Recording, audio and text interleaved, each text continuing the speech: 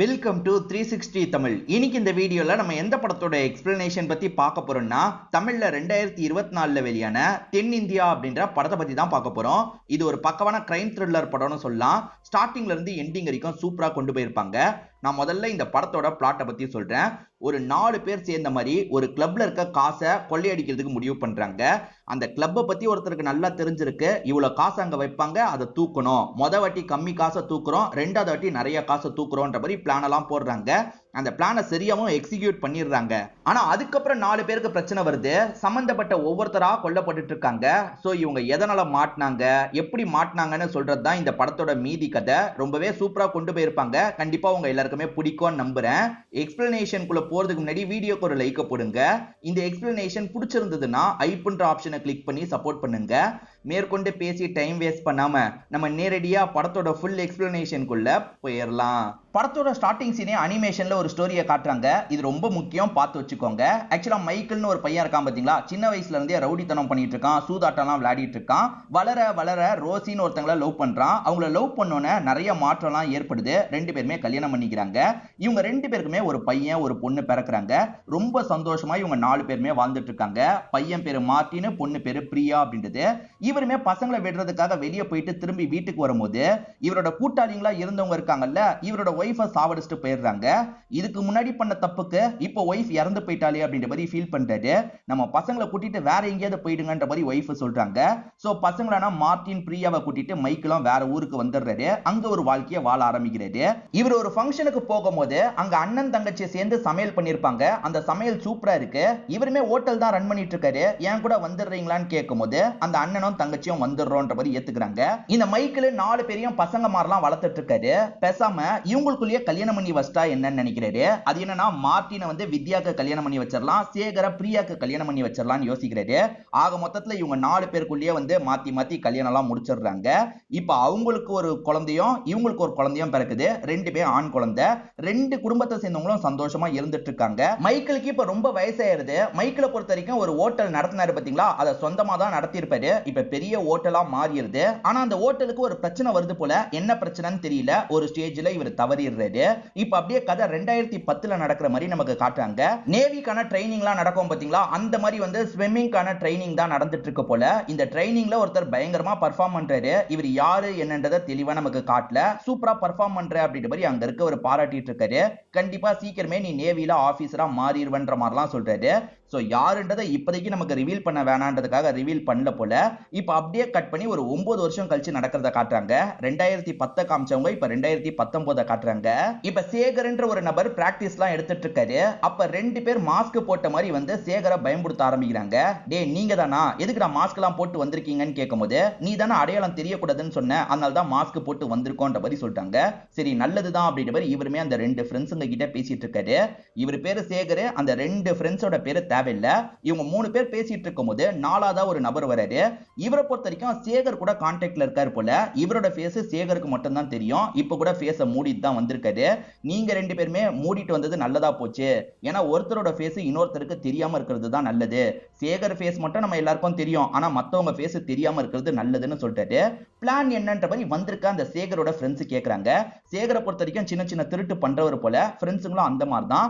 என்ன விஷயம்ன்ற மாதிரி அந்த 4வது நபர் கிட்ட கேக்குறாங்க. அவரை நான் மர்ம நபர்னு சொல்றேன். மர்ம நபரை பொறுத்த வரைக்கும் கோல்டன் ஐ அப்படின்ற ஒரு இடத்தை பத்தி சொல்றாரு. அதாவது வந்து பவுன்சருங்களை எல்லாம் சப்ளை பண்ணுவாங்கல்ல, அந்த மாதிரி ஒருத்தர் அதை நடத்திட்டு இருக்காரு. அவர் பேரு ஆண்ட்ரூ அப்படின்றது. ஆண்ட்ரூக்கு கீழே விசுவாசமா வேலை பார்க்குற மாதிரி நிறைய பேர் இருப்பாங்க. ஐபிஎல்லாம் வந்தா பெரிய லெவல்ல பெட்டிங் நடக்கும் பாத்தீங்களா, அந்த பெட்டிங்ல நிறைய காசு புழங்கும். அந்த புழங்குற காசெல்லாம் சின்ன சின்ன பார்ல இவங்க வச்சிருவாங்க, சின்ன சின்ன ஹோட்டல்ல வச்சிருவாங்க, கை மாத்திப்பாங்க. அந்த மாதிரி எந்த ஹோட்டல்ல அந்த காசு இருக்கும்ன்றது எனக்கு தெரியும். அந்த காசை வாட்டி நம்ம தூக்க போறோம். ஏன்னா அந்த வாட்டி கம்மி அமௌண்ட் தான் வரும். ஃபைனல்ஸ் டைம்ல பெரிய அமௌண்ட்டை வெளியே எடுப்பாங்க. அந்த அமௌண்ட்டை 2ஆ தான் நம்ம தூக்க போறோம் அப்படின்ற மாதிரி சொல்றாரு. ஏன் வாட்டியே பெரிய அமௌண்ட்டை தூக்க வேண்டியதானே அப்படின்ற மாதிரி ஆளுங்க கேக்குறாங்க. இல்ல இல்ல வாட்டி வார்ம் அப் மாதிரி 2வது வாட்டி நம்ம கரெக்டா பண்ணிரணும் அப்படின்ற மாதிரி சொல்றாரு. இந்த 3 பேருமே சரின்ற மாதிரி ஏத்துக்கிறாங்க. உங்களுக்கு ஆண்ட்ரூவை பத்தி தெரியாது. ஆண்ட்ரூவை பொறுத்த வரைக்கும் அவனோட காசை யாராவது தொடுறாங்கன்னு தெரிஞ்சாலே அவங்க கதையை முடிச்சிருவான். சோ நம்ம 4 பேரோட அடையாளம் எக்காரணத்தை கொண்டு அவனுக்கு தெரியவே கூடாது. அது சாதாரண ஹோட்டல்ன்றதுனால பாதுகாப்புலாம் இருக்காது. நம்ம ஈஸியா வேலையை முடிச்சிடலாம். ஃபர்ஸ்ட் திருட்ட பண்ணோம்னா செகண்ட் திருட்டு மட்டும் கஷ்டமா இருக்கும். அதையும் நம்ம பண்ணணும்ன்ற மாதிரி சொல்லிட்டாரு. சரி சரின்ற மாதிரி 3 பேருமே ஏத்துக்கிறாங்க. இங்கதான் டைட்டில போடுறாங்க. ஒரு சின்ன கிளப்ல தூக்கணும்ன்ற மாதிரி பிளான போட்டாங்கல்ல, அந்த சின்ன கிளப் இதுவா தான் இருக்கும். ஜேசன் அப்படின்றவர் இந்த கிளப்பை ரன் பண்ணிட்டு இருக்காரு. கூட மாமாவும் சப்போர்ட்டிவா இருக்காரு. இப்ப திடீர்னு அந்த 3 பேர் இந்த இடத்துக்கு வந்துடுறாங்க. 4 பேர் பிளான போட்டிருப்பாங்க. அந்த மெயின் பாஸ் வரல போல, 3 பேர் மட்டும் வந்திருக்காங்க போல. என்ன மாஸ்க் போட்டு வந்திருக்காங்கன்னு உள்ள இருக்கவங்க சுதாரிக்கிறதுக்கு ட்ரை பண்றாங்க. ஆனா வந்தவங்க இருக்காங்க பாத்தீங்களா, அட்டாக்லாம் பண்ணிட்டு இருக்காங்க. இங்க காசு இருக்குன்னு தெரிஞ்சு தானே வந்திருக்காங்க. ஒழுங்கு மரியாதையா காசை எடுங்க, இல்லனா சாவடிச்சிருவோம் அப்படின்ற மாதிரிலாம் மிரட்டிட்டு இருக்காங்க. நம்ம ரிஸ்க் எல்லாம் எடுக்க முடியாது, காசை தந்துடலாம்ன்ற மாதிரி காசெல்லாம் எடுத்து தந்துட்டு இருக்காங்க. இங்க வேலை பார்க்கிறவர் மட்டும் தடுக்கிறதுக்கு ட்ரை பண்ணிருப்பாரு. அதனால ஒருத்தன் என்ன பண்றானா, ஓங்கி மண்டையிலேயே ஒரு போடு போடுறான். அவருக்கு பொல பொலன்னு ரத்தம் ஊத்திட்டு இருக்கு. இப்ப வந்தவங்க வேலையை முடிச்சுட்டு இங்க இருந்து கிளம்பிடுறாங்க. ஒருத்தர் மட்டும் காயப்பட்டுட்டார்ல, இதை நினைச்சு ஜேக்கப் இந்த இடத்துல பயங்கரமா ஃபீல் பண்றாரு. உடனே ஹாஸ்பிட்டலுக்கு கொண்டு போகணும்ன்ற மாதிரி யோசிக்கிறாரு. இவங்களுக்கு மேலதான் ஆண்ட்ரூ இருப்பாரு போல. ஆண்ட்ரூக்கு தகவலை பாஸ் பண்ணிடுறாங்க. அதே மாதிரி அந்த அண்ணனுக்கு ட்ரீட்மெண்ட் எல்லாம் தந்துட்டு இருக்காங்க. நடந்த விஷயத்தை பத்தி ஜேக்கப்போட அம்மாக்கு தெரிய வருது. ஜேக்கப்போட அம்மா பேர் வந்து பிரியா அப்படின்றது. எல்லாம் ஓகே தானே, இப்பதான் அண்ணன் நடந்த விஷயத்த சொன்னாரு அப்படின்ற மாதிரிலாம் சொல்றாங்க. எல்லாம் ஓகே தாமா, இந்த அண்ணனுக்கு மட்டும் அடிபட்டுருச்சு அப்படின்ற மாதிரி சொல்றாரு.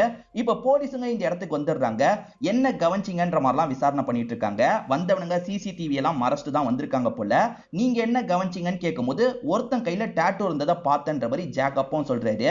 இப்ப வேற ஒரு ஹோட்டல்ல நமக்கு காட்டுறாங்க. ஒரு பொண்ணை ஒரு எம்எல்ஏ வந்து குறுகுறுன்னு பாக்குறாரு. எல்லை மீறி நடக்கலான்ற மாதிரி அந்த பொண்ணு கிட்ட வம்பு பண்ணிட்டு இருக்காரு. அங்க இருக்க பவுன்சர் இருக்காருல்ல, இதெல்லாம் தப்பு போங்கன்ற மாதிரி சொல்றாரு. ஆனா இந்த எம்எல்ஏ கோவத்துல என்ன பண்றாருன்னா, பவுன்சரை அட்டாக் பண்ற மாதிரிலாம் போயிட்டு இருக்காரு. ஒரு ஸ்டேஜ்ல எம்எல்ஏ கன்னை வச்சு அந்த பவுன்சரை ஷூட்டே பண்ணிடுறாரு. இது பெரிய பிரச்சனையா மாறிடுது போல. அப்படி பண்ண எம்எல்ஏ இப்ப மிஸ் ஆகுறாரு. அந்த எம்எல்ஏவை ஆண்ட்ரூ தான் ஏதோ பண்ணிட்டான்றது தெரிய வருது. ஏன்னா ஆண்ட்ரூவை பொறுத்த வரைக்கும் அவரோட ஆளுங்க மேல கைய வச்சா சும்மா இருக்க மாட்டாரு எல்லாருக்கும் தெரியும். ஆண்ட்ரூ கிட்ட பஞ்சாயத்து பேசுறதுக்காக வர வச்சிருக்காங்க. நீ தானே அந்த எம்எல்ஏவை ஏதாவது பண்ண அப்படின்ற மாதிரி கேக்குறாங்க. நான் என்ன பண்ணேன், நான்லாம் எதுவுமே பண்ணலன்னு சொல்றாரு. ஆனா உண்மையில ஆண்ட்ரூ தான் கல்ல கட்டி கடல்ல இறக்கி விட்டுருப்பாரு. எம்எல்ஏவா இருந்தாலும் பரவாயில்லன்றதுக்காக இந்த விஷயத்த பண்ணிருப்பாரு. ஏன்னா இவரோட ஆள் மேல கைய வச்சிருக்கான்ல, அதனால இப்படி பண்ணிருப்பாரு. நான்லாம் எதுவுமே பண்ணல சார், நீங்க தப்பா புரிஞ்சிட்டு இருக்கீங்கன்னு நினைக்கிறேன் அப்படின்ற மாதிரி ஆண்ட்ரூ பேசிட்டு கிளம்பிடுறாரு. ஆண்ட்ரூ தான் இதை பண்ணிருக்காருன்றது இங்க இருக்கவங்களுக்கு எல்லாம் தெரியுது. ஆனா ஆண்ட்ரூவை மீறி எதுவுமே பண்ண முடியாதுன்ற மாதிரி இவங்களுமே இந்த இடத்துல யோசிக்க ஆரம்பிக்கிறாங்க. அப்பன்னு பார்த்து கொரோனா லாக்டவுன் வரப்போகுது அப்படின்ற மாதிரி மோடி சொல்றாரு. எது லாக்டவுனா அப்படின்ற மாதிரி இங்க இருக்க எல்லாருமே யோசிச்சுட்டு இருக்காங்க. ஆக்சுவலா ஹோட்டல்ல வேலை பார்க்குற ஒருத்தர் இப்ப ஹாஸ்பிட்டல்ல இருக்காருல்ல, அம்மா பிரியா நானும் வரேன்ற மாதிரி சொல்லிட்டாங்க. இந்த நேரத்துல எப்படிமா, சரி வாங்கன்ற மாதிரி பையன் இருக்காருல்ல, அம்மாவை கூட்டு போயிட்டு இருக்காரு. போற வழியில ஒரு இடத்துல குழந்தை யாரோ போட்டு போயிருக்காங்க. என்ன குழந்தைய இங்க வச்சிருக்காங்க அப்படின்ற மாதிரி பிரியாவும் பிரியாவோட பையனான ஜேக்கப்பும் பார்த்துட்டு இருக்காங்க. ஆக்சுவலா ஜேக்கப்போட அப்பா இறந்து போயிட்டாரு போல.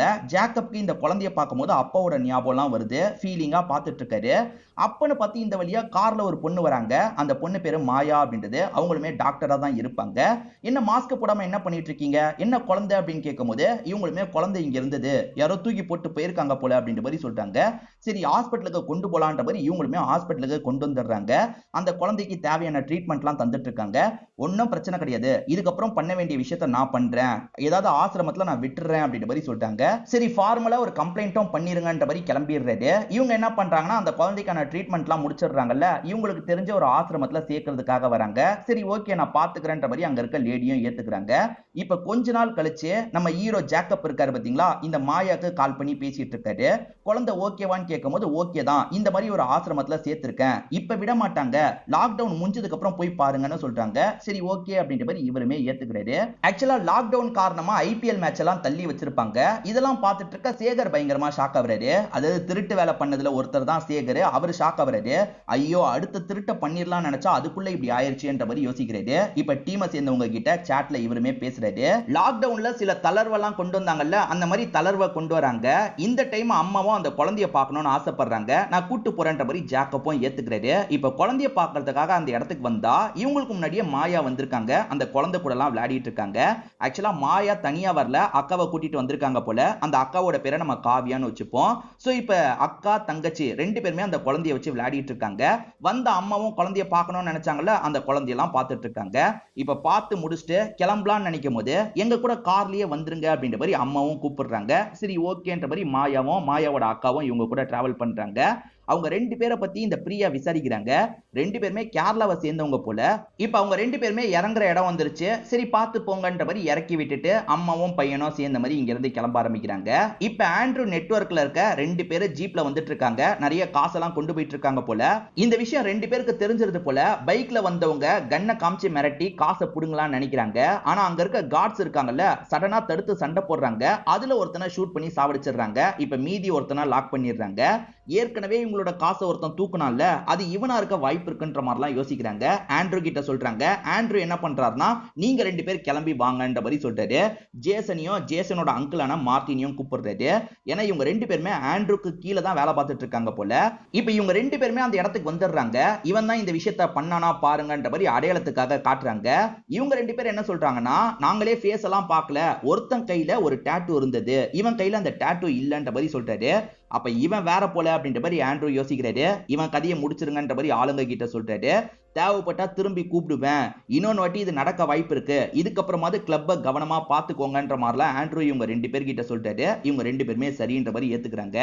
ஆக்சுவலா ஆண்ட்ரூ கிட்ட வாங்கின காசை திரும்பி இவங்களால தர முடியல. அதனால தான் ஆண்ட்ரூ இல்லீகல் வேலைக்காக கிளப்பை யூஸ் பண்றாரு. சீக்கிரமா கிளப்பை நம்ம கண்ட்ரோலுக்கு கொண்டு வரணும்ன்ற மாதிரி ஜேசன் யோசிக்கிறாரு. இப்ப ஜேசன் குழந்தைய பாக்குறதுக்காக ஆசிரமத்துக்கு வந்துடுறாரு. குழந்தைய தத்து எடுக்கணும்ன்ற மாதிரி இவர் ஆசைப்படுறாரு போல. அதுக்கு ஏகப்பட்ட ஃபார்மாலிட்டி இருக்கு, அதெல்லாம் செட் ஆகுமான்றதை நான் பார்த்து தான் சொல்ல முடியும். கொஞ்ச நாள் நீங்க வேணா அடிக்கடி வந்து பாத்துக்கோங்கன்ற மாதிரி இங்க இருக்க லேடி சொல்றாங்க. சரி ஓகேன்னு ஏத்துக்கிறாரு. இப்ப அக்கா காவியா இருக்காங்கல்ல, குழந்தைய பாக்குறதுக்காக இந்த இடத்துக்கு வந்திருக்காங்க. அவங்க பார்க்கலாம்னு நினைக்கிறதுக்குள்ள அந்த குழந்தைய ஜேசன் கொஞ்சம் விளையாடிட்டு இருக்காரு. இது எல்லாத்தையும் கவனிக்கிறவங்க சும்மா வீடியோ மட்டும் எடுத்துக்கிறாங்க. அவர் கொஞ்சம் விளையாடுறாருல, அதனால வீடியோ மட்டும் இவங்க எடுத்துக்கிறாங்க. ஜேசனை பொறுத்த வரைக்கும் அந்த பார்ல பெரிய லெவல்ல அமௌண்ட் போலன்னு சொல்லியிருப்பாரு. ஆனா பெரிய லெவல்ல அமௌண்ட் போயிருக்கு. அந்த அமௌண்ட் ஆண்ட்ரூவோட அமௌண்ட் அப்படின்ற மாதிரிலாம் இந்த இன்ஸ்பெக்டர் யோசிக்கிறாரு. இது சார்ந்து நிறைய பேர்கிட்ட பேசி பாக்குறாரு. ஆண்ட்ரூ விஷயத்துல தலையிடாதன்ற மாதிரி எல்லாருமே வார்னிங் கொடுக்குறாங்க. ஸ்டார்டிங் மைக்கேல்னு ஒருத்தரை காமிச்சாங்கல்ல, அவரோட பொண்ணாதான் இந்த பிரியா இருப்பாங்க. அதே மாதிரி மார்ட்டினை பொறுத்த வரைக்கும் பையனா இருப்பாரு. மார்ட்டினோட ஒய்ஃப் இதுக்கப்புறம் மார்ட்டின் கூட சேர்ந்து நான் வாழ மாட்டேன், மார்ட்டின் அப்படி ஒரு தப்பை பண்ணிட்டாரு அப்படின்ற மாதிரி சொல்றாங்க. சோ இவங்க மட்டும் அடிக்கடி அந்த ஒய்ஃப் கிட்ட பேசுவாங்க போல. அந்த ஒய்ஃபுக்கு ஒரு பையன் இருக்கான், அந்த பையன் கிட்ட எல்லாம் இவங்க ரெண்டு பேர் பேசுவாங்க போல. இந்த இடத்துக்கு வர வேண்டியதானே அப்படின்ற மாதிரிலாம் கேக்குறாங்க. அம்மா தான் கூட்டு வரது இல்லைன்ற மாதிரி அந்த பையன் சொல்றான். அதாவது ஒய்ஃப் மார்ட்டின் மூஞ்சிலேயே முழிக்க கூடாதுன்ற மாதிரி ஒரு முடிவை எடுத்திருக்காங்க. ஆக்சுவலா இந்த மார்ட்டினை பொறுத்த வரைக்கும் கேம்பிளிங் பழக்கம்லாம் அப்பா மாதிரியே வந்திருக்கும். ஸோ இவரோட கேம்பிளிங் பழக்கத்தினால இவர் ஒரு பெரிய பிரச்சனையில மாட்டிருப்பாரு. அதே மாதிரி தங்கச்சி ஹஸ்பண்ட் இறக்குறதுக்கு இவர் தான் காரணமா இருந்திருப்பாரு. அதனால தான் ஒய்ஃபு கோச்சுக்கிட்டு போயிட்டாங்க போல. இப்போதைக்கு என்ன பிரச்சனை அப்படின்றது டீட்டெயிலா நமக்கு தெரியல. இப்ப மாயாவும் ஜேக்கப்க்கு கால் பண்ணி பேசுறாங்க. நீங்க குழந்தைய தத்து எடுக்கிறதுக்கு ட்ரை பண்ணதா அவங்க சொன்னாங்க, உண்மையிலேயே நல்ல விஷயங்க அப்படின்ற மாதிரி பாராட்டுறாங்க. நான் குழந்தைய தான் பார்க்க போறேன், நீங்களும் வரீங்களான்ற மாதிரி கேட்கறாங்க. ஓகே வரேன்ற மாதிரி இவரும் ஏத்துக்கிறாரு. ஆக்சுவலா இவருக்கு மாயாவை பிடிச்சிருக்கு, மாயாக்கு இவரை பிடிக்க ஆரம்பிச்சிருச்சு போல. ரெண்டு பேருமே குழந்தைய பாக்குறாங்க, கொஞ்ச நேரம் டைம் ஸ்பெண்ட் பண்றாங்க. அதுக்கப்புறம் சேர்ந்து இவங்க வெளியெல்லாம் சுத்தி பார்க்கிறதுக்காக போறாங்க. ஆக்சுவலா மாயாக்கு காவியான ஒரு அக்கா அந்த மாதிரி காமிச்சாங்கல்ல, இப்ப கொரோனா அக்காக்கு வந்துருது போல. ஹாஸ்பிட்டல்ல தான் இருக்கிற நிலைமைக்கு தள்ளப்படுறாங்க. ஹாஸ்பிட்டல்ல இருந்து அந்த குழந்தைய பார்த்துட்டு இருக்காங்க. குழந்தைய பார்த்து பயங்கர எமோஷனல் ஆகுறாங்க. இவங்க குழந்தையா என்னன்றது கிளியரா நமக்கு தெரியல. இப்ப அப்படியே கட் பண்ணி ஜேக்கப் ஜாகிங் ஓடிட்டு இருக்கிறத நமக்கு காட்டுறாங்க. எதர்ச்சியா பார்த்த இன்ஸ்பெக்டர் இருக்கார்ல, ஜேக்கப் கிட்ட பேசுறதுக்காக வராரு. ஆக்சுவலா ஆண்ட்ரூக்கு கீழே தானே உங்களோட இடம் ரன் ஆயிட்டு இருக்குன்ற மாதிரி கேட்கிறாரு. சோ ஆண்ட்ரூவோட ஹோட்டல் இல்ல, எங்க ஹோட்டல் தான், ஆனா கடன் பிரச்சனை போயிட்டு இருக்கிறதுனால அவருக்கு கீழே ஒர்க் பண்றோன்ற மாதிரி சொல்லிட்டாரு. அப்ப நிறைய காசு புழங்குமே அப்படின்ற மாதிரி இன்ஸ்பெக்டர் சந்தேகமா கேட்கிறாரு. சார் நீங்க நினைக்கிற மாதிரிலாம் கிடையாது, ஆண்ட்ரூவோட அந்த வேலைக்கெல்லாம் நாங்க யூஸ் பண்றது இல்ல அப்படின்ற மாதிரி ஜேக்கப்போ இந்த இடத்துல சமாளிக்கிறாரு. இப்ப சந்தீப்ன்ற ஒரு நபரு இந்த ஜேக்கப்பை மிரட்டுறதுக்காக வராரு. இதுக்கப்புறம் அந்த குழந்தைய நீ பார்க்க கூடாது, ஏன்னா அது என்னோட குழந்தை, அந்த குழந்தை மிஸ் ஆயிருக்குன்னு நான் கம்ப்ளைண்ட் கூட கொடுத்திருக்கேன் அப்படின்ற மாதிரிலாம் சொல்லிட்டு இருக்காரு. மாயா பின்னாடியும் சுத்தக்கூடாதுன்னு சொல்றான். மாயாவை எப்படி தெரியும்ன்ற மாதிரி இவர் கேட்கிறாரு. அதுக்கு அந்த சந்தீப் பதில் சொல்லாம கிளம்பிடுறான். ஆக்சுவலா இந்த மார்ட்டின் அங்கிளான மார்ட்டின் இருக்கார்ல, குடுக்கல் வாங்கல் பிரச்சனையில ஆண்ட்ரூ கிட்ட லாக் ஆயிருப்பாரு. அந்த லாக் ஆனதெல்லாம் முடிய போது போல. அப்படி முடிஞ்சதுக்கு அப்புறம் நம்ம வேற ஊருக்கு போயிடலாம், ஏன் ஒய்ஃப் இருக்கிற ஊருக்கு போயிடலாம் அப்படின்ற மாதிரி சொல்றாரு. இல்ல இல்ல அங்கிள், ஒய்ஃபை இந்த இடத்துக்கு வர வச்சிடலாம், நம்ம எல்லாருமே இங்கேயே இருப்போம், தாத்தா இருந்த ஹோட்டலு நம்ம இங்கேயே இருக்கலாம்ன்ற மாதிரி சொல்றாரு. ஆனா அங்கிளுக்கு பெருசா இதுல விருப்பம் இல்ல போல. இப்ப இவர் இவர் என்ன பண்றாருன்னா மாயாவை மீட் பண்ணி பேசிட்டு இருக்காரு. ஆக்சுவலா சந்தீப்னு ஒருத்தன் வந்து பேசினா பாத்தீங்களா, அதை பத்தி மாயா கிட்ட கேக்குறாரு. சந்தீப்பை தெரியுமான்னு கேட்கும்போது இவங்க எனக்கெல்லாம் தெரியாதுன்னு சொல்றாங்க. எங்க உங்களை பத்தி கரெக்டா சொன்னானேங்க அப்படின்ற மாதிரி இவர் கேக்குறாரு. அதான் எனக்கு தெரியலன்னு சொல்றேன்ல அப்படின்ற மாதிரி மாயா கோச்சுக்கிட்டு போயிடுறாங்க. இவருக்கு லைட்டா டவுட் வருது. ஒரு பார்ல ஒருத்தன் குடிச்சு போதையில இருக்கும்போது அவன் கையில இருக்க டாட்டூவை பாக்குறாங்க. அதாவது ஆண்ட்ரூவோட ஆளுங்க கையில இருக்க டாட்டூவை பாக்குறாங்க. இது ஜேக்கப் சொன்ன டாட்டூ மாதிரியே இருக்கேன்றதுக்காக அவனை தூக்கிடுறாங்க. அவனை போட்டு அடி அடின்னு அடிச்சிட்டு இருக்காங்க. ஜேக்கப் தானே உறுதிப்படுத்தணும், அதனால ஜேக்கப்பை கிளம்பி இந்த இடத்துக்கு வர சொல்றாங்க. ஒரு பீச் பகுதிக்கு தான் வர சொல்றாங்க. ஜேக்கப்போ மார்டினோ சேர்ந்த மாதிரி அவங்க சொன்ன மாதிரி பீச் பகுதிக்கு வந்துட்டு இருக்காங்க. அன்னைக்கு பப்புக்கு வந்த 3 பேர்ல ஒருத்தன் கையில டாட்டூ இருந்ததா சொன்னல, அந்த டாட்டூ இதுதானே பாருன்ற மாதிரி கேக்குறாங்க. ஆமா இதுதான் அந்த டாட்டூ அப்படின்ற மாதிரி இவருமே சொல்லிடுறாரு. சோ வந்தது இவனோ அப்படின்றது இவங்களுக்கு தெரிஞ்சிருது இல்ல. உன் கூட 2 பேர் வந்தாங்கல்ல, அது யாருன்னு சொல்லுன்ற மாதிரிலாம் இவனை அடிச்சிட்டு இருக்காங்க.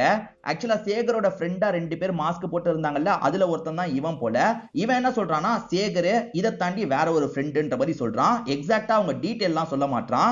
இதை தாண்டி உங்களுக்கு ஒரு விஷயத்த சொல்லவா, 4ஆவதா ஒருத்தன் இருந்தான். அந்த 4ஆவது ஆள் தான் எங்க எல்லாருக்குமே பிளானியே சொன்னது. அந்த 4ஆவது ஆளு உங்க கூட்டத்தை சேர்ந்தவன். அதனால தான் எல்லா இன்ஃபர்மேஷனும் அவனுக்கு தெரிஞ்சது. நீங்க என்ன சாவடிச்சிருவீங்கன்னு தெரியும், நான் அதுக்காக தான் இந்த விஷயத்த சொல்லிட்டு இருக்கேன். என்ன சாவடிச்சாலும் பிரச்சனை இல்லைன்ற மாதிரி அவன் போதையில பேசிட்டு இருக்கான். சோ 4ஆவதா ஒருத்தன் இருக்கான், அது யாருன்றதை கண்டுபிடிக்கணும் அப்படின்ற மாதிரி இந்த இடத்துல ஆண்ட்ரூ யோசிக்கிறாரு. நீங்க 2 பேர் கிளம்புங்கன்ற மாதிரி இவங்க 2 பேர் அனுப்பி வைக்கிறாரு. இப்ப அவன் கதையை முடிச்சு டிஸ்போஸ் பண்றாரு. இங்கதான் இன்டர்வல போடுறாங்க.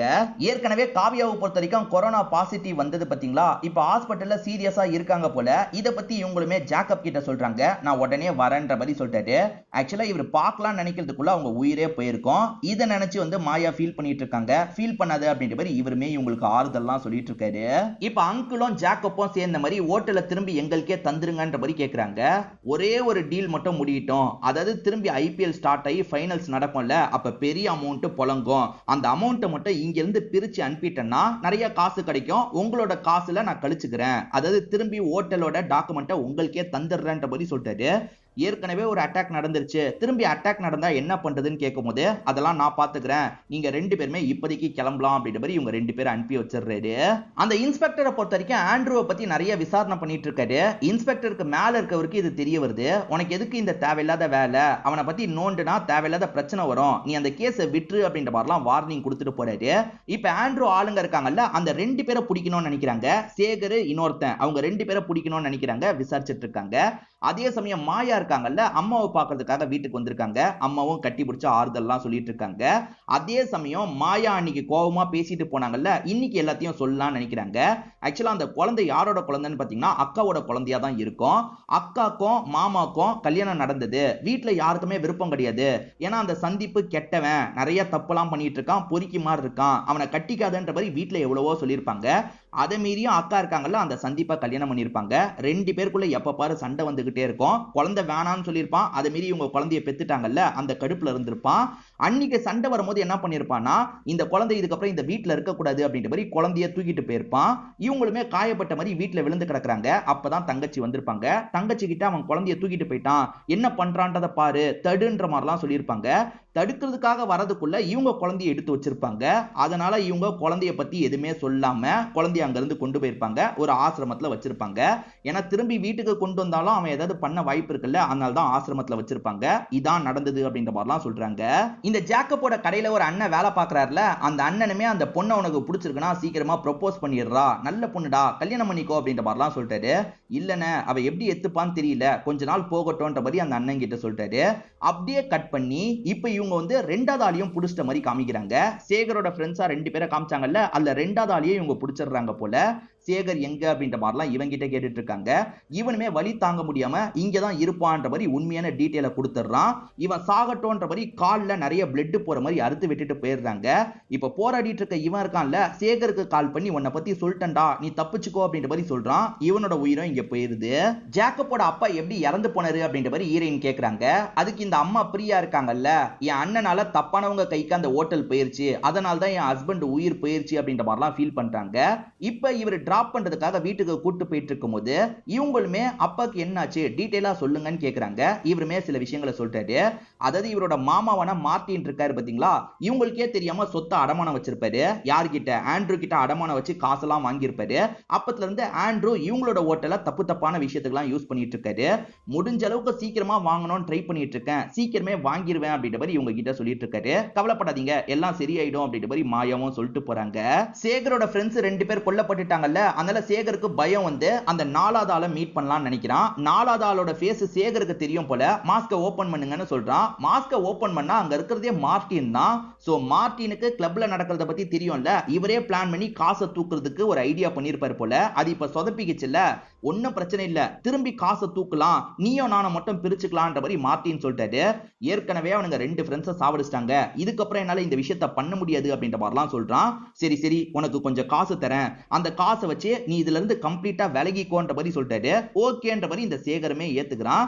இப்ப சேகர் பைக் எடுக்கலாம்னு நினைக்கிறதுக்குள்ள இந்த மார்ட்டின் என்ன பண்றாருன்னா காரை வச்சு அவனை அடிச்சு தூக்கிடுறாரு. அவன் கதையை முடிச்சிடுறாரு. அவன் மாட்டினா நமக்கு பிரச்சனைன்றதுக்காக கதையை முடிச்சிடுறாரு. ஒருத்தனை சாவடிக்க போறேன், அதுக்கு கார் வேணும்ன்ற மாதிரி இவர் சந்தீப் கிட்ட தான் கேட்டிருப்பாரு. சந்தீப் இந்த மாதிரி வேலையெல்லாம் பண்றவன் போல, திருட்டுக்காரெல்லாம் விக்கிறவன் போல. சந்தீப் நீ தந்த காரை வச்சு வேலையை முடிச்சிட்டேன், என்கிட்ட வேற ஒரு வேலை பார்க்கணும், உன்னால முடியுமான்னு கேட்கும்போது எந்த வேலைனாலும் நான் பாக்குறேன்ற மாதிரி இந்த சந்தீப் சொல்றான். சோ சந்தீப்பை பிளான்ல யூஸ் பண்ண ஆரம்பிக்கிறாரு. இந்த சந்தீப்பை பொறுத்த வரைக்கும் ஜாக்கப் கிட்ட இருந்தும் காசு பறிக்கணும்னு நினைக்கிறான். என்ன சொல்றான்னா, அந்த குழந்தை காணோம்னு நான் கம்ப்ளைண்ட் கொடுத்தேன்ல, என் குழந்தை தான், உன்கிட்ட அந்த காப்பீஸ் எல்லாம் தந்துடுறேன், அதே மாதிரி அந்த குழந்தைய நீயே வச்சுக்கோ, மாயாவையும் நீயே கல்யாணம் பண்ணிக்கோ, எனக்கு ஒரு பெரிய பேமெண்ட் மட்டும் தா, ஒரு 5 லட்சம் ரூபாய் வரைக்கும் தா, நான் உன்னை விட்டுறேன் அப்படின்ற மாதிரிலாம் சொல்றான். 5 லட்சம் ரூபாய் பெரிய அமௌண்டா இருக்கு, நான் யோசிச்சு முடிவை சொல்றேன் அப்படின்ற மாதிரி இவரும் சொல்றாரு. சரி ஓகேன்ற மாதிரி சந்தீப் கிளம்பிடுறான். அங்கிள் மார்ட்டினை பொறுத்த வரைக்கும் இந்த சந்தீப்பை வச்சு பிளான் போட்டுட்டு இருக்காருல, அதனால சரியா ஹோட்டலுக்கு வர மாட்டாரு. ஏன் அங்கிள் இன்னைக்கு ஹோட்டலுக்கு வரலன்னு கேட்கும்போது உடம்பு முடியல அதனால தான் அப்படின்ற மாதிரி அங்கிள் சொல்றாரு. சரி ஓகே ஓகேன்ற மாதிரி ஜாக்கப்பும் ஏத்துக்கிறாரு. இப்ப வீட்டுக்கு வரும்போது அங்கிள் ரூம்லயே தான் இருக்காருன்ற மாதிரி அம்மா பிரியா சொல்றாங்க. இவருமே அங்கிளை பாக்குறதுக்காக வராரு. அங்கிள் பயங்கரமா இரும்பிட்டு இருக்காரு. அங்கிள் நம்ம கொரோனா டெஸ்ட் எடுக்கலாமான்னு கேக்குறாரு. இல்ல இல்ல டெஸ்ட் எடுத்துட்டேன், எனக்கு கொரோனா இல்லன்ற மாதிரி சொல்றாரு. அங்கிள் ஏற்கனவே கேட்டதை திரும்பி கேட்கிறாரு. அதாவது இந்த ப்ராப்ளம்லாம் முடிஞ்சதுக்கு அப்புறம் ஹோட்டல் கைக்கு வந்தா கூட நம்ம வித்துறலாம், நம்ம வேற பகுதிக்கு போயிடலான்ற மாதிரி சொல்றாரு. ஏன்னா அங்கிள் ஒரு பெரிய தப்பு பண்ண போறாரு, நாளை பின்ன ஆண்ட்ரூக்கு தெரிஞ்சா பிரச்சனை இல்ல, அதுக்குள்ள ஊரை விட்டு எஸ் ஆவறதுக்காக இப்படி சொல்றாரு. ஆனா அதை ஜாக்கப் புரிஞ்சுக்க மாட்டாரு. நம்ம எதுக்காக இந்த இடத்த விட்டுட்டு போனோம், அந்த ஹோட்டல் கிடைச்சிருச்சுன்னா இதுக்கப்புறம் ஒழுங்கா நடத்தலாம், நீங்க பண்ண தப்ப பண்ணாம இருக்கலாம்ன்ற மாதிரி சொல்றாரு. அப்ப என்னால் தான் எல்லாமே நடந்ததுன்னு நீயோ சொல்ல வரியான்ற மாதிரி இந்த அங்கிள் மார்ட்டின் கோவப்படுறாரு. அப்பதான் நடந்த விஷயத்த நமக்கும் காட்டுறாங்க. 10 வருஷத்துக்கு முன்னாடி ஜாக்கப் பொறுத்த வரைக்கும் நேவிக்குள்ள நுழையிறதுக்காக பயங்கர ட்ரைனிங்ல இருந்திருப்பாரு.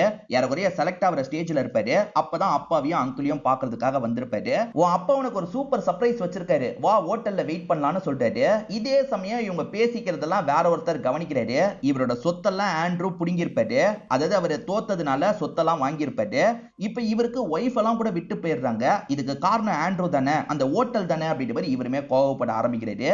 இந்த பக்கம் அங்கிள் மார்ட்டினோ நம்ம ஜாக்கப்பும் பேசிட்டு இருக்காங்க. அதாவது அப்பா இவருக்காக ஒரு வாட்ச் தான் வாங்கிட்டு வரதுக்கு போயிருக்காரு போல. இதான் சர்ப்ரைஸ், நான் சொன்னன்ற மாதிரி உன்னோட அப்பா கிட்ட சொல்லிடாது அப்படின்ற மாதிரி சொல்லிட்டாரு. சரி அங்கிள் சொல்ல மாட்டேன் அப்படின்ற மாதிரி இவர் சொல்லிட்டாரு. அப்பா வரும்போது நேவி Dress போடணுன்றதுக்காக இவர் Dress போடுறதுக்கு உள்ள போயிடுறாரு. இவர் உள்ள Dress மாத்திட்டு இருக்கும் போது ஏதோ சவுண்ட் கேக்குது.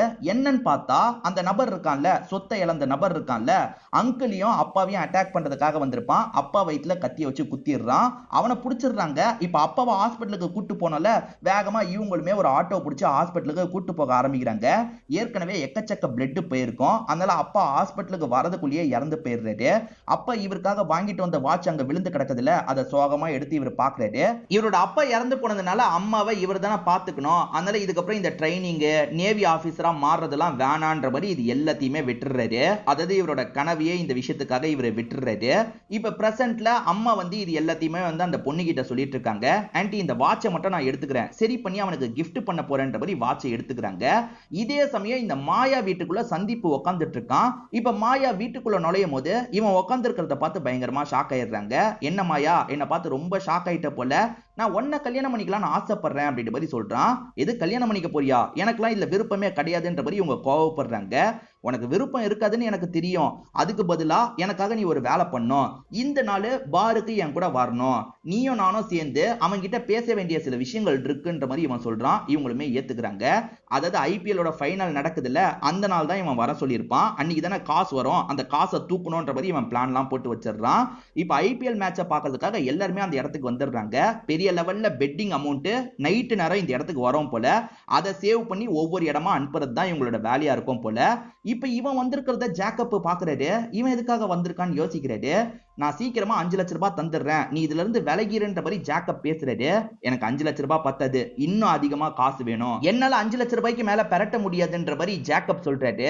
அப்ப இதெல்லாம் என்னால ஏத்துக்க முடியாதுன்ற மாதிரி சந்தீப் நடந்து போயிட்டு இருக்கான். சோ இப்ப மாயா இருக்காங்கல்ல, என்னன்னே தெரியல, என்ன வற்புறுத்தி இந்த இடத்துக்கு கூட்டு வந்திருக்கான், என்ன பண்ண போறான்னு தெரியல அப்படின்ற மாதிரிலாம் புலம்புறாங்க. நான் பாத்துக்கிறேன்னு ஜாக்கப் சொல்றாரு. ஆக்சுவலா பிளான் படி இவங்க ஹோட்டலுக்குள்ள திருட்டுத்தனமா பூர்ற மாதிரி தான் பிளான் இருக்கும். ஆனா பிளானை இப்ப இவன் வேற மாதிரி எக்ஸிக்யூட் பண்ணிட்டு இருக்கான்ல. மார்ட்டினுக்கு கோவம் வருது. நீ எதுக்காகடா இப்ப உள்ள போயிருக்க, அதுவும் நார்மலா எதுக்காகடா உள்ள போயிருக்கன்ற மாதிரிலாம் கேக்குறாரு.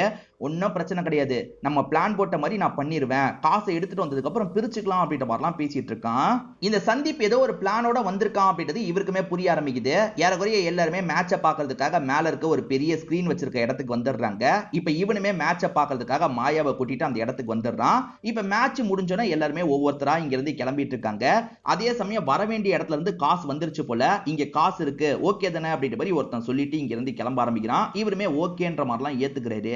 மார்ட்டின் பக்கத்துல தான் இருக்காரு. அந்த சந்தீப் என்ன பிளான் வச்சிருக்கான் தெரியலையேன்ற மாதிரி யோசிக்கிறாரு. இப்ப சந்தீப் இருக்கான் பாத்தீங்களா, ஜாக்கப் கிட்ட பேசுறதுக்காக வந்துடுறான். இன்னொன்னு ட்ரிங்க்ஸ் வேணும்ன்ற மாதிரி கேட்டு வாங்கிக்கிறான். அப்படி ட்ரிங்க்ஸை குடிச்சுக்கிட்டே இருக்கவன் காசு எங்க இருக்கு, அந்த காசெல்லாம் எடுத்து என்கிட்ட தான்ற மாதிரி கேஷுவலா கேக்குறான். ஜாக்கப்பும் என்ன காசு, காசெல்லாம் இல்லன்ற மாதிரி சொல்றாரு. இந்த இடத்துல இவ்வளவு அமௌண்ட் வரப்போகுதுன்றது தெரிஞ்சுதான் இந்த இடத்துக்கு வந்திருக்கேன், ஒழுங்கு மரியாதையா அமௌண்ட்டை எடுத்துத்தா, இல்ல மாயா கதையும் முடிப்பேன் உன் கதையும் முடிப்பேன்னு மிரட்டுற மாதிரி பேசிட்டு இருக்கான். இப்ப சடார்னு ஜாக்கப் இருக்காரு பாத்தீங்களா, தடுத்து இவன் கூட சண்டை போடுறாரு. ஜாக்கப் அப்பாவி மாதிரி காமிச்சாங்கல்ல, ஆனா பயங்கரமா இந்த இடத்துல சண்டை போட்டுட்டு இருக்காரு. இவர் எதை நினைச்சு சண்டை போடுறாருன்னா, அன்னைக்கு அப்பாவை காப்பாற்ற முடியாம போயிருச்சுல, அந்த இடத்துல நம்ம இருந்திருந்தா சண்டை போட்டு அப்பாவை காப்பாத்தி இருப்போம், நம்ம உள்ள இருந்ததுனால அப்பாவை காப்பாற்ற முடியல அப்படின்ற மாதிரி யோசிச்சுதான் இந்த இடத்துல சண்டை போடுறாரு. அங்க போட முடியாத சண்டையை இந்த இடத்துல போட்டுட்டு இருக்காரு. இந்த சந்தீப்பும் திரும்ப திரும்ப அடிக்கிறதுக்கு ட்ரை பண்ணிட்டு இருக்கான். ஆனா இவர் பயங்கரமா அவனை போட்டு அடிச்சிட்டு இருக்காரு. ஒரு ஸ்டேஜ்ல கன் எடுத்து அவனை எய்ம் பண்றாரு. அவன் வேணான்ற மாதிரி கெஞ்சி கேக்குறான். ஆனா இவர் என்ன பண்றாருன்னா ஷூட் பண்ணி கதையை முடிச்சிடுறாரு. இதெல்லாம் பாக்குற மாயா வந்து ஷாக் ஆயிடுறாங்க. என்ன பண்ணிட்டு இருக்க, ஏன் இப்படி பண்ணன்ற மாதிரி கேக்குறாங்க. வேற என்ன பண்றது, வேற வழி இல்லாம தான் இவன் கதையை முடிச்சேன், இதெல்லாம் நான் பாத்துக்கிறேன், நீ இங்க இருந்து கிளம்பு அப்படின்ற மாதிரி மாயாவை முதல்ல இங்க இருந்து அனுப்பி வச்சிடுறாரு. அதே சமயம் மார்ட்டினுக்கு என்ன நடக்குதுன்னே புரிய மாட்டேங்குதுல்ல. மார்ட்டினுமே கால் பண்ணி கேட்கலான்னு கால் பண்றாரு. அப்படி கால் பண்ணா அந்த போனை எடுக்கிறதே ஜாக்கப்பா இருப்பாரு. ஓஹோ, அங்கிள் தான் இவனை வச்சு பிளான் பண்ணியிருக்காரு போலன்ற மாதிரி இவருக்கு தெரிஞ்சிருது. அங்கிள் பேசாம வீட்டுக்கு கிளம்பி போங்கன்ற மாதிரி அங்கிள் கிட்ட சொல்லிடுறாரு. அங்கிளும் நம்ம கிளம்பிடலான்னு காரை எடுக்கிறதுக்கு பார்க்கும்போது சடனா ஆண்ட்ரூவோட ஆளுங்க இவரை சுத்து போடுறாங்க. இவர் தான் இதுக்கு பின்னாடி இருக்காருன்றதை ஆண்ட்ரூ கண்டுபிடிச்சு லாக் பண்ணிடுறாரு போல. என் கூடிய இருந்து எதுக்காகடா இப்படி பண்ணன்ற மாதிரி இவரை போட்டு அடி அடி நடிச்சிட்டு இருக்காரு. பின்ன என்ன, உன்கிட்ட வாங்கின காசுக்காக இந்த ஹோட்டலை தப்பான விஷயத்துக்கு யூஸ் பண்ண, அதனாலதான் என்னோட ஃப்ரெண்டு இறந்து போயிட்டான், அவன் இறந்து போனதுனால என்னோட ஒய்ஃப் என்னை விட்டு பிரிஞ்சுட்டா அப்படின்ற மாதிரி இவரும் ஃபீலிங்கா பேசுறாரு. ஒய்ஃபு கூட திரும்பி சேரணும்னா நிறைய காசு தேவையில்ல, அதுக்காக தான் இந்த விஷயத்த பண்ணிருப்பாரு.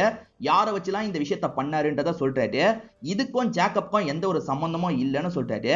ஜாக்கப் கிட்ட என்ன நடந்ததுன்னு கேட்கும்போது ஒருத்தன் காசை கேட்டான், அதனால அவன் கதையை முடிச்சிட்டேன் அப்படின்ற மாதிரி சொல்றாரு. ஜாக்கப்க்கும் இதுக்கும் சம்பந்தம் இல்லைன்னு இவங்க புரிஞ்சுக்கிறாங்க. அவன் பாடியை டிஸ்போஸ் பண்ணிக்கலான்ற மாதிரி சந்தீப் பாடியை டிஸ்போஸ் பண்றதுக்கான வேலையெல்லாம் பண்றாங்க. இதை தாண்டி உன் அங்கிளை விட முடியாது, உன்கிட்ட டாக்குமெண்ட்லாம் தந்துடுறேன், ஆனா உன் அங்கிள் தப்பு பண்ணிருக்காரு, விட முடியாதுன்ற மாதிரி சொல்றாரு. அங்கிள் தெரியாம பண்ணிட்டாரு, விட்டுருங்க விட்டுருங்கன்ற மாதிரி ஜாக்கப்பும் அவங்க கிட்ட பயங்கரமா கெஞ்சி கேட்கிறாரு. ஆனா ஏற்கனவே ஆளுங்க போட்டு தள்ளுறதுக்காக அங்கிளை கார் டிக்கில வச்சு கொண்டு போயிருப்பாங்க. இந்நேரத்துக்கு என் ஆளுங்க கதையை முடிச்சிருப்பாங்கன்ற மாதிரிலாம் ஆண்ட்ரூ சொல்றாரு. ப்ளீஸ் தயவு செஞ்சு என் அங்கிளை விட்டுருங்கன்ற மாதிரி திரும்ப திரும்ப இவர் கேட்கிறாரு. இன்னும் ஆண்ட்ரூ இருக்கார்ல, ஒரு ஸ்டேஜ்ல டாக்குமெண்ட்டை தந்துடுறாரு. அதே மாதிரி ஆளுக்கு கால் பண்ணி அவனை விட்டுருங்கன்ற மாதிரி சொல்றாரு. அங்கிளை விட்டுலானே முடிவெடுத்துறாரு. ஆளுங்களுமே புரியாம ஏன் விட்டீங்கன்ற மாதிரி ஆண்ட்ரூ கிட்ட கேக்குறாங்க. ஏற்கனவே என்னாலதான் அவங்க லைஃப்ல பிரச்சனை ஏற்பட்டிருக்கு, இந்த அங்கிள் மார்ட்டினை விட்டு அதை சரி பண்ணலான்றதுக்காக தான் விட்டேன்ற மாதிரி இவரும் சொல்றாரு. சோ இப்ப ஆள் இருக்கான் பாத்தீங்களா, அங்கிள் அந்த இடத்துல விட்டுட்டு போயிடுறான். அங்கிளுக்கு ஒண்ணுமே புரியல, எதுக்காக விட்டாங்கன்ற மாதிரி யோசிக்கிறாரு. அங்கிளை விட்ட இடத்துல போய் பிக்கப் பண்ணோம் அப்படின்ற மாதிரி ஜாக்கப்பும் வேகமா வந்துட்டு இருக்காரு. ஆனா அங்கிளை பொறுத்த வரைக்கும் நம்ம உயிரோட இருக்கக்கூடாது, ஏற்கனவே நம்மளால் தான் நம்ம ஃப்ரெண்டு இறந்து போயிட்டான், அதாவது ஜேக்கப்போட அப்பா இறந்து போயிட்டான், அதே மாதிரி ஒய்ஃபு கூட பையன் கூட திரும்பி சேரணுன்றதுக்காக மேற்கொண்டு நிறைய முட்டாள்தனம் பண்ணி நிறைய பேரை சாவடிச்சிட்டோம், இதுக்கப்புறம் நம்ம உயிர் வாழக்கூடாதுன்றதுக்காக இவரோட உயிரை இவரே போக வச்சிடுறாரு. இப்ப அவன் செக் பண்றதுக்காக வரும்போது அங்கிள் இறந்து போயிருக்கிறது தெரிய வருது. அவன் பயங்கரமா இந்த இடத்துல ஃபீல்லாம் பண்ணிட்டு இருக்கான். அதே சமயம் மாயா இருக்காங்கல்ல, அக்காவை நினைச்சு ஃபீல் பண்ணிட்டு இருக்காங்க. அந்த டார்ச்சர் பண்ண மாமா இறந்து போயிட்டான், நல்லதுதான் அப்படின்ற மாதிரி போட்டோவெல்லாம் பார்த்து இவங்க ஃபீல் பண்ணிட்டு இருக்காங்க. இப்ப மாயா இருக்காங்கல்ல, அந்த குழந்தைய தத்தெடுத்து நம்மளே கூட வச்சுக்கலான்ற மாதிரி யோசிக்கிறாங்க. ப்ராசஸ் பண்ணலாம்னு நினைக்கிறதுக்குள்ள அந்த இடத்துக்கு வந்து அம்மாவும் ஜேக்கப்பும் வந்துடுறாங்க போல. அவங்க குழந்தை எங்களுக்கு வேணும்ன்ற மாதிரிலாம் கேட்டிருப்பாங்க. சோ இவங்க இந்த இடத்துல சேர்ந்துடுறாங்க. அதாவது மாயாக்கு அவரை பிடிச்சிருக்கல, ப்ரொபோஸ் பண்ணி சேர்ந்துடுறாங்க. இவங்க அந்த குழந்தைய வந்து தத்தெடுத்துக்கிறாங்க. இவங்க அந்த குழந்தைய வளர்க்கறதுக்கு முடிவு பண்றாங்க. அதே சமயம் உடஞ்ச வாட்சை வாங்கினாங்கல்ல, அதை சரி பண்ணி திரும்பி இந்த ஜேக்கப்க்கு கிஃப்ட் எல்லாம் பண்ணிட்டு இருக்காங்க. அப்பா வாங்கின வாட்ச்ல சந்தோஷமா அவருமே போட்டுக்கிறாரு. இப்ப அந்த பையன் கூட ரெண்டு பேருமே சேர்ந்து விளையாடுறாங்க. இதோடயே இந்த படத்தோட கதையை முடிக்கிறாங்க. கண்டிப்பா இந்த படத்தோட கதையும் என்னோட எக்ஸ்பிளனேஷனும் உங்களுக்கு பிடிச்சிருக்கும்னு நம்புறேன். இந்த வீடியோ உங்களுக்கு பிடிச்சிருந்ததுன்னா லைக் பண்ணுங்க, கமெண்ட் பண்ணுங்க, மறக்காம 360 தமிழ் சேனலை சப்ஸ்கிரைப் பண்ணுங்க. தொடர்ச்சியா இந்த மாதிரி வீடியோக்கள் வந்துகிட்டே தான் இருக்கும்.